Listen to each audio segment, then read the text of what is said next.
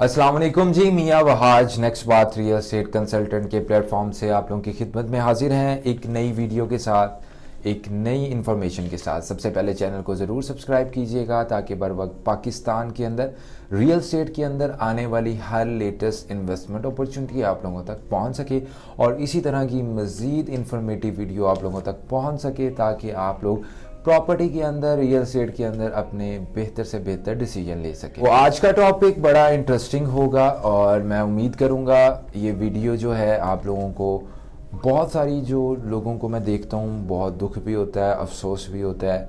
पाकिस्तान में एक मैसिव तादाद में लोग रियल एस्टेट में इन्वेस्ट करते हैं, सरमायाकारी करते हैं। कोई डॉक्टर है, कोई इंजीनियर है, कोई बिजनेसमैन है, कोई बंदा ओवरसीज़ है। तो वो जो बंदा भी, कोई बंदा स्ट्रगल करके अपना पैसा जोड़ता है, अपनी ख्वाहिशात को मारता है और उसके बाद जो उसके पास एक रकम जमा होती है उसको उसने सोचा होता है कि मैं रियल एस्टेट में इन्वेस्ट करूँगा, शायद मुझे यहाँ पे इन्वेस्ट करके कोई अच्छा मुनाफा मिल जाए, शायद मुझे यहाँ इन्वेस्ट करके मेरे बच्चों का फ्यूचर बन जाए, मेरे फैमिली की सिक्योरिटी हो जाए, मेरा एक खुद का एक अच्छा पोर्टफोलियो बन जाए कि मुझे ये एक फील हो, एक कंफर्ट फील हो, एक सिक्योरिटी फील हो कि मैंने अपना पैसा सही जगह लगाया। तो नो डाउट रियल एस्टेट में इन्वेस्टमेंट, मेरे ख्याल से आप कहीं भी इन्वेस्ट कर लें, रियल एस्टेट से बेहतर और रियल इन्वेस्टमेंट कहीं नहीं है। मैं आपको यही रिकमेंड करूंगा। वीडियो बनाने का ये मकसद नहीं है कि आपको हम कोई डराना चाह रहे हैं या आपको कोई एक टेंशन में डालना चाह रहे हैं, बल्कि आप लोगों के साथ कुछ अपने तजर्बात की रोशनी में, अपने एक्सपीरियंसेस की रोशनी में कुछ ऐसी चीज़ें आप लोगों को हम एजुकेट करते रहते हैं इस चैनल के ऊपर, ताकि आप लोग प्रॉपर्टी में इन्वेस्ट तो ज़रूर करें लेकिन थोड़ा सा सिक्योर होके करें। अब इन चीज़ों को ज़रूर मद्देनज़र रखा करें। इस तरह की मैं बहुत सारी वीडियोस पहले भी बनाता रहता हूँ, आगे भी बनाता रहूँगा इंशाल्लाह ताला।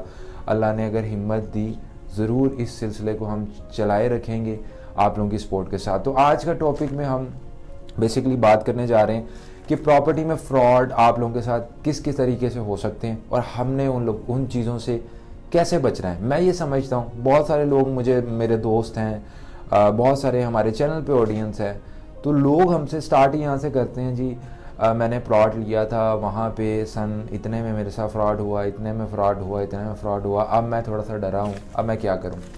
देखिए बात ये है कि अगर फ्रॉड कहीं भी हो सकता है, किसी भी जगह पे हो सकता है, कुछ ना कुछ हमें हमेशा अपने अंदर भी देखनी चाहिए।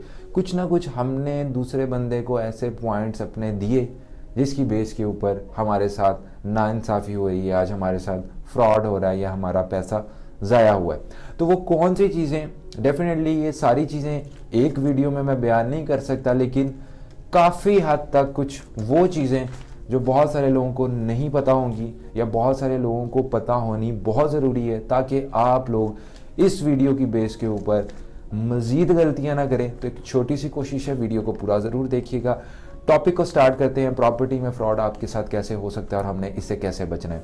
सबसे पहली बात मैं आप लोगों को बताता चलूँ कि प्रॉपर्टी में आप किसी भी चीज़ को ख़रीदते हैं, चाहे आप प्रॉपर्टी के अंदर एक प्लॉट ख़रीद रहे हैं, मकान ख़रीद रहे हैं, तो उस बंदे की जो है वो ऑनरशिप होनी बहुत ज़रूरी है। इकरारनामे के ऊपर सेल एग्रीमेंट अगर किसी ने किया, मिसाल के तौर पे एक प्रॉपर्टी है ए के पास, अली के पास, एक मिसाल के तौर पे ये नाम यूज़ कर रहा हूँ, अली के पास एक प्रॉपर्टी है जो वो बेच रहा है आपको, लेकिन अली उसका मालिक नहीं है।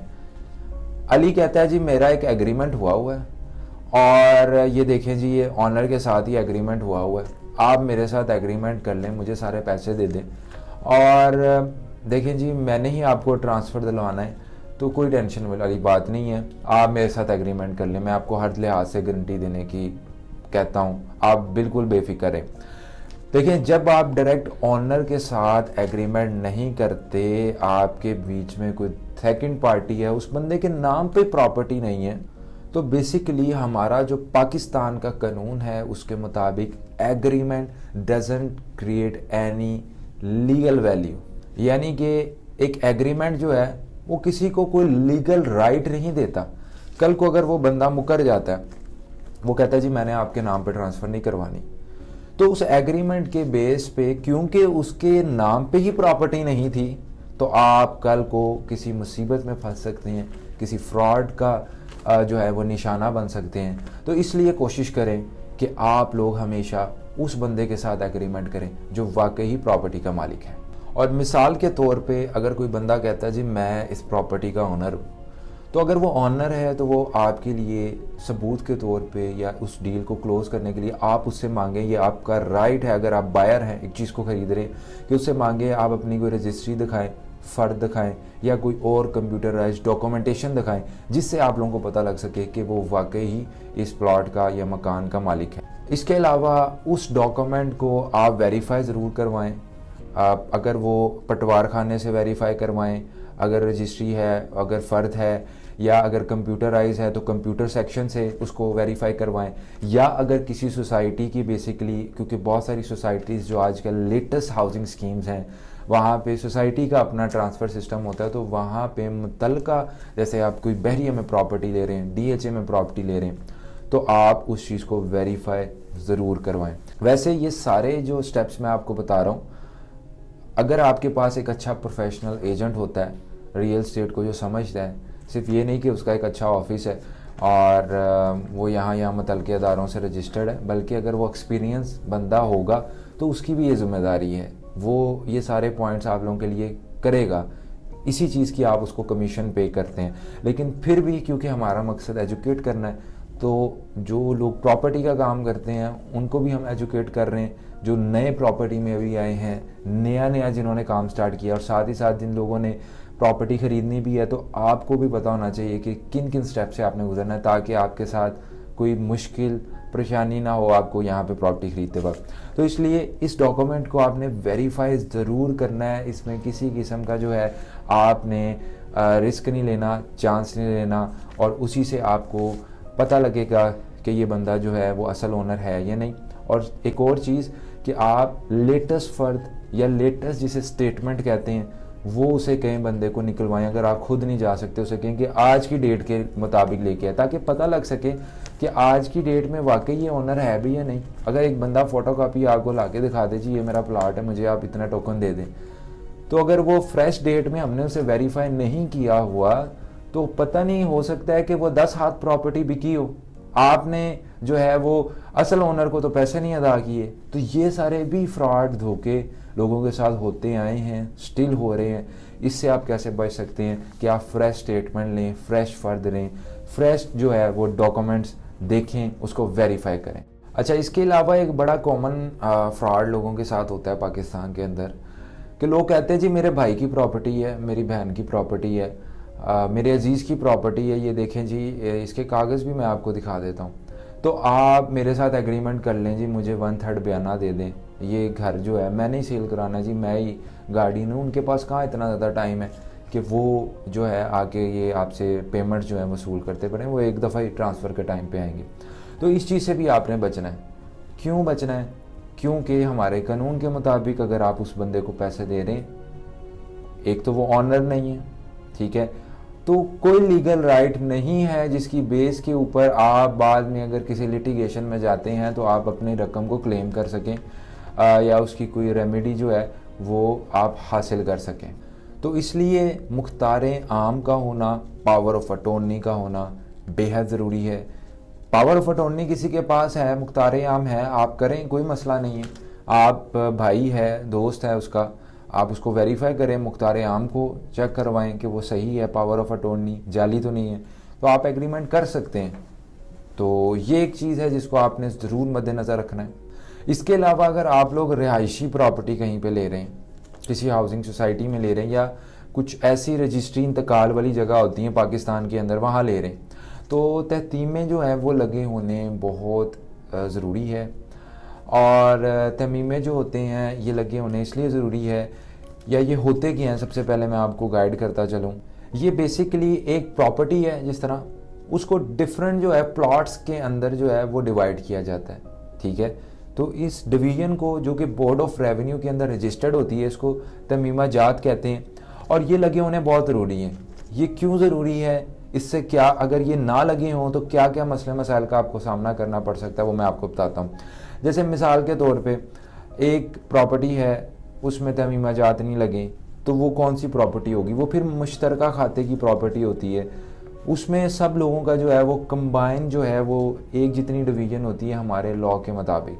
अब एक ज़मीन है, जैसे मेन के ऊपर किसी हाउसिंग सोसाइटी के अंदर मेन के ऊपर एक ज़मीन है और उसकी जो वैल्यू है वो बहुत ज़्यादा है, और एक ऐसी ज़मीन है जो उसी जगह पे पीछे है, एक बंदा उसे ख़रीद लेता है, और अगर उधर तहमीमा जात नहीं लगे हुए, अगर उधर प्रॉपर जो है वो डिस्ट्रीब्यूशन डिवीजन नहीं हुई तो वो बेसिकली जो है मुश्तरका खाते की ज़मीन है। तो अगर वो बंदा ये क्लेम करता है कि जी ये अगली ज़मीन मेरी है, वहाँ पे काबिज़ हो जाता है, तो हमारे कानून के मुताबिक वो वाकई ही उस ज़मीन का मालिक होगा। वो जो ज़मीन है वो सब लोगों में इक्वली डिवाइड होती है, क्योंकि उसमें तो डिवीज़न नहीं हुई कि भाई ये तुम्हारा प्लॉट है, ये इतना हिस्सा है, ये तुम्हारी जगह। तो ये बहुत बड़ी गलती होती हैं जो लोग एक छोटी सोसाइटीज़ होती हैं रजिस्ट्री इंतकाल वाली या ऐसी जगहों पे जाके जो है वो चीज़ें ले लेते हैं जो बज़ाहिरन आपको सस्ती तो लग रही होती हैं, लेकिन बैक एंड पे इस तरह के मसले मसाइल आपको हो सकता है फौरी ना पेश आएँ, 10 साल बाद पेश आएँ, 20 साल पेश आएँ। तो 20 साल बाद आपको ये प्रॉब्लम फेस हो, आपकी आने वाली नस्ल को फेस हो, तो इन चीज़ों से आप बच सकते हैं। अगर आप कहीं प्रॉपर्टी ले रहे हैं तो आप ज़रूर पूछेंगे यहाँ प्रॉपर डिवीजन हुई है या नहीं हुई। अगर हुई है तो उसके आप सबूत देखें, उसको चेक करें, वेरीफाई करें, और आप इस तरह की परेशानी से या इस तरह के मसले मसाइल से भी बच सकते हैं। इसके अलावा रिहायशी सोसाइटियाँ जो है वो मंजूर शुदा होनी ज़रूरी हैं। जो भी मुतलका रेलिवेंट अथॉरिटीज़ होती हैं, जैसे पिंडी के अंदर आरडी है, रावलपिंडी डेवलपमेंट अथॉरिटी, लाहौर के अंदर एलजी है, लाहौर डेवलपमेंट अथॉरिटी, फैसलाबाद के अंदर एफडी है, फैसलाबाद डेवलपमेंट अथॉरिटी, तो उससे भी मंजूर शुदा होनी ज़रूरी है और उनके कवानीन के मुताबिक होनी ज़रूरी है, ताकि आपको कल को कोई मसला मसाइल पेश ना हो प्रॉपर्टी के अंदर या कोई टेंशन ना पेश हो। इसके अलावा आप जो प्रॉपर्टी ले रहे हैं इस चीज़ को मेक श्योर करें कि वो बैंक से प्लेज ना हो वो जगह, या उस पर कोई स्टे ना लगा हो। ठीक है, इस चीज़ को भी आपने मेक श्योर करना है। और कैसे कर सकते हैं, अगर जैसे मिसाल के तौर पे मैं आपको दिखाऊंगा अभी इंशाल्लाह नेक्स्ट वीडियोस में कि फ़र्द कैसे होती है, इसको कैसे पढ़ते हैं। अगर आप कंप्यूटराइज फ़र्द जो अगर निकलवाते हैं फ्रेश, तो उसके साइट के ऊपर भी बेसिकली ये तमाम जो है वो डिटेल्स लिखी होती है कि ये बैंक प्लेज तो नहीं है, इस पर कोई स्टे ऑर्डर तो नहीं चल रहा, कोई मसला मसाइल तो नहीं है। और अगर आप मैनुअल फ़र्द लेते हैं तो आप जो मुतलका जो है आप बंदे को कह सकते हैं, जिससे आप एज अ बायर यानी कि आप ये राइट रखते हैं कि आप उसे कह सकें कि जी आप जो मुतलका पटवारी है उससे लिखवा के आएँ कि इसमें किसी किस्म का मसला मसाइल नहीं है। अच्छा, इसके अलावा एक बहुत मेजर चीज़ है जिस पे मुझे अफसोस भी होता है जब मैं चीज़ें देखता हूँ, लोगों के साथ मसले मसाइल होते हैं, लोग हमसे डिस्कस करते हैं एज अ कंसल्टेंट। तो देखें, जो एग्रीमेंट टू सेल है, जिसे हम स्टाम्प पेपर के ऊपर एक एग्रीमेंट होता है, तो एक तो सबसे पहले हम उसकी ड्राफ्टिंग वगैरह जो है वो लिखवाते जो हैं वो किसी भी काबिल बंदे से नहीं लिखवाते। अमूमन फ़ोटो स्टेट वाले या जो स्टाम्प फरोश होते हैं उनके साथ जो उनके जूनियर बैठे होते हैं, एक अबारत होती है, वो सब पे वही कॉपी पेस्ट करते रहते हैं। तो हर डील की जो बेसिकली नेचर है या नवैयत है वो डिफरेंट होती है। ठीक है, किसी ने बयाने पे कोई चीज़ ली है, किसी ने कैश पे कोई चीज़ ली है, और उस लिहाज से एज अ सेलर और एज अ बायर आपके राइट्स डिफरेंट है, जिसको आप महफूज बना सकते हैं उस अबारत की ड्राफ्टिंग की वजह से। तो इसलिए कोशिश करें कि किसी वकील से इसकी ड्राफ्टिंग करवाएं, उसको ज़रूर चेक करवाएं, आपका कोई जानने वाला है, या किसी ऐसे एजेंट से जो इन चीज़ों को समझता हो, उसको साथ लेके चलें, ताकि आप लोग बाद में क्या होता है, स्टाम्प भी हुआ होता है लेकिन उस पर जो अबारत लिखी होती है उसमें कोई ऐसी टर्म्स एंड कंडीशन ही नहीं होती जिसकी बेस पे आप अदालत के अंदर चैलेंज कर सकें, अपना राइट ले सकें। इस पे कंप्रोमाइज़ ना किया करें। इसके अलावा एक और बहुत बड़ी चीज़ जिस पे मैं बाज़ औक़ात हैरान हो जाता हूँ, लोग 40 लाख की, 50 लाख की, 1 करोड़ की, 2 करोड़ की प्रॉपर्टी ले लेते हैं, लेकिन उसको प्रॉपर वैल्यू के स्टाम्प के ऊपर लिखवाते ही नहीं है, रजिस्टर ही नहीं करवाते। यानी कि आप अगर 50 लाख रुपया खर्च रहे हैं तो आप 50 या 100 रुपये के वाले स्टाम्प पे क्यों कंप्रोमाइज़ कर रहे हैं। प्रॉपर वैल्यू का स्टाम्प लें। प्रॉपर वैल्यू क्या है, 1200 का आपका स्टैंप लगेगा plus 0.01% of total value of your property आपका खर्च आएगा। यानी कि लेट्स लाख रुपए की प्रॉपर्टी है तो उस पर 100 रुपये आपका खर्च आएगा। 1200 का अगर स्टाम्प है, 8 लाख का आपका प्लॉट है, 1200 प्लस 0.01% के लिहाज से आपको 800 रुपया वो देना पड़ेगा, 2000 आपका पूरा खर्चा बनेगा। लेकिन इस पे आप कंप्रोमाइज़ ना करें। जहां आप 8 लाख रुपया खर्च रहे हैं वहां 2000 और खर्च के अपनी प्रॉपर्टी को सिक्योर बना रहे हैं, अपनी डील को सिक्योर बनाएं, अपने मुआहदे को सिक्योर बनाएं। ये मेरी आपसे गुजारिश है। उसके बाद उस एग्रीमेंट को कोशिश करें कि रजिस्टर ज़रूर करवाएं सब रजिस्ट्रार के पास, ताकि कोई लिटिगेशन होती है, एक बंदा मुकर जाता है, एक बंदा कहता है जी मैंने तो आपसे पैसे नहीं लिए, ये मेरा साइन ही नहीं है, तब जो है ये छोटी छोटी जो आप चीज़ें एडअप करते हैं उस वक्त जो आप कॉन्शियस होते हैं अपने एग्रीमेंट के दौरान, अपने मुआहदे के दौरान, तो ये आपको आपकी फेवर में होता है और वो बंदा मुकर ही नहीं सकता, क्योंकि आपने उस एग्रीमेंट को प्रॉपर जो है वो रजिस्टर करवाया था और उसके साइन वहाँ पे हुए हैं, तो वो बंदा सवाल ही पैदा नहीं हो सकता कि वो मुकर सकता। इसके अलावा आप जो प्रॉपर्टी परचेज़ करते हैं उसकी पैमाइश लाजमी करें, स्पेशली जो आप ओपन लैंड चीज़ें लेते हैं, जैसे एक स्टैंडर्ड की सोसाइटी है DHA बहरिया, इनकी तो अपनी डिमार्केशन की टीम है, लेकिन डिमार्केशन टीम के अलावा आप अगर एक ओपन लैंड में ओपन जगह जो है वो प्रॉपर्टी ले रहे हैं तो उसकी पैमाइश भी लाजमी किया करें। तो ये कुछ सवाल थे, कुछ बातें थी जो मैंने आपसे शेयर करनी थी कि अगर आप कहीं पाकिस्तान में प्रॉपर्टी लेने जा रहे हैं तो एग्रीमेंट तो वैसे ही एक चीज़ बेस है ना, तो उस एग्रीमेंट को कैसा होना चाहिए। अगर आप एक चीज़ ख़रीदने जा रहे हैं तो कुछ चीज़ें थी, कुछ लोगों के सवालात भी हमारे पास आ रहे थे, तो उन सब चीज़ों को मैंने एक वीडियो में बयान करने की कोशिश की है। इंशाअल्लाह ताला इसी तरह की मज़ीद जो सीरीज़ हैं प्रॉपर्टी में वो आप लोगों के पास आती रहेंगी, मज़ीद इन्फॉर्मेटिव वीडियोस आती रहेंगी ताकि आप लोगों की कंप्लीट रहनुमाई गाइडेंस हो सके।